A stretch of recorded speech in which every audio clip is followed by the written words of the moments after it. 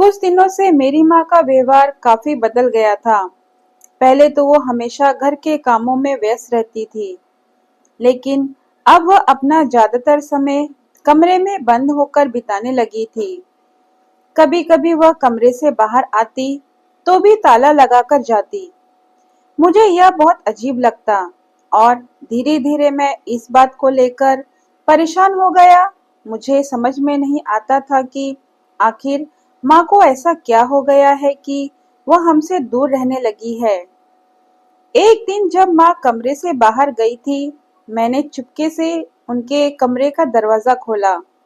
जैसे ही मैं अंदर घुसा, मेरी आंखें फटी की फटी रह गई। कमरे की दीवारों पर हर जगह पेंटिंग लगी हुई थी। कई रंगों के चित्र थे, कुछ फूलों के, कुछ प्राकृतिक दृश्य और कुछ तो ऐसे थे जो सिर्फ माँ की भावनाओं और सोच को ही प्रकट करते थे। मुझे याद आया कि मेरी माँ हमेशा से शांति और सौंदर्य की ओर आकर्षित होती थी, लेकिन मैंने कभी नहीं सोचा था कि वह इस कला के क्षेत्र में इतनी गहरी रुचि रखती होगी। मुझे समझ में ही नहीं आया कि ये पेंटिंग उन्होंने कहाँ से बनाई। उनके पास तो हमेशा घर के कामों की ही कमी रहती थी। फिर इन रंगों और चित्रों का यह संग्रह कहाँ से आया? मैं कुछ देर वहां खड़ा रहा और सोचता रहा। फिर चुपके से माँ के पास गया। माँ, ये सब क्या है? मैंने उनके पास जाकर पूछा। माँ एक पल के लिए चुप रही, फिर धीरे से मुस्कुराते हुए बोली, बच्चे, तुमने देखा, ये मेरी तस्वीरें हैं। पर माँ, तुमने हमें कभी नहीं बताया कि तुम इतनी अच्छी चित्रकार हो। ये सारी पेंटिंग इतनी सुंदर है, क्या तुम हमें पहले ही बता सकती थी? मैंने आश्चर्यचकित होकर पूछा। माँ की आंखों में एक हल्की सी नमी थी। उन्होंने अपनी कहानी शुरू की।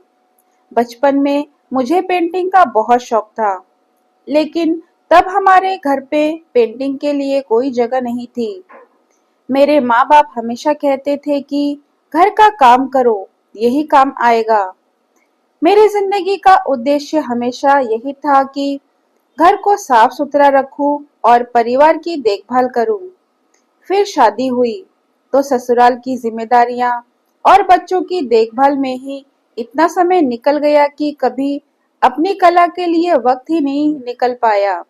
माँ की बातों में एक गहरी उदासी थी, लेकिन साथ ही एक संतोष भी था, जैसे कि वह इस बात को स्वीकार कर रही हो कि जीवन ने उसे एक नए मोड़ पर लाकर खड़ा कर दिया।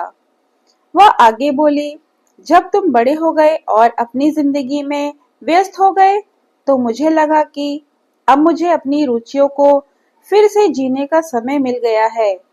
मुझे लगा कि मैं थोड़ी तो अब अपनी जिम्मेदारियों से मुक्त हूँ, इसलिए मैंने अपने दबे शौक को फिर से जीना शुरू कर दिया। मैंने हमेशा से सोचा था कि और मुझे विश्वास भी था कि एक दिन मैं यह सब बिना किसी डर के कर सकूंगी। आखिरकार उम्र के इस पड़ाव में मुझे यह मौका मिल ही गया और मैं अपने आप को बहुत खुशकिस्मत मानती हूँ।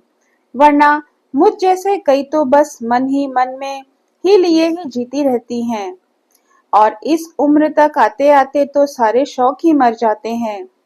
मुझे समझ में आया कि माँ की चुप्पी और कमरे में ताले लगाने के पीछे एक गहरी कहानी छुपी हुई थी, जो उन्होंने अपने जीवन के सफर में कभी किसी को नहीं बताई।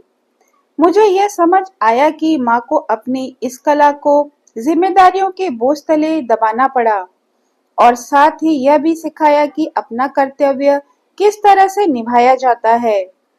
अपने लिए तब जिया जब सभी जिम्मेदारियों को अच्छे से निभा दिया। माँ ने मुझे यह सिखाया कि उम्र कभी भी किसी शौक को पूरा करने में रुकावट नहीं बनती और हर इंसान को अपनी आंतरिक अभिव्यक्ति के लिए कुछ समय देना चाहिए। शमा की पेंटिंग्स अब मेरे लिए सिर्फ रंगों और चित्रों की पेंटिंग नहीं है, बल्कि एक प्रेरणा है कि जीवन में कभी भी कुछ नया शुरू किया जा सकता है और कभी भी अपने सपनों को पूरा किया जा सकता है। दोस्तों, अगर आपको मेरी वीडियो पसंद आए तो वीडियो को लाइक, शेयर और सब्सक्राइब करना ना भूलें। और कमेंट बॉक्स में कमेंट करके ज़रूर बताएं कि आपको मेरी वीडियो कैसी लगी। धन्यवाद।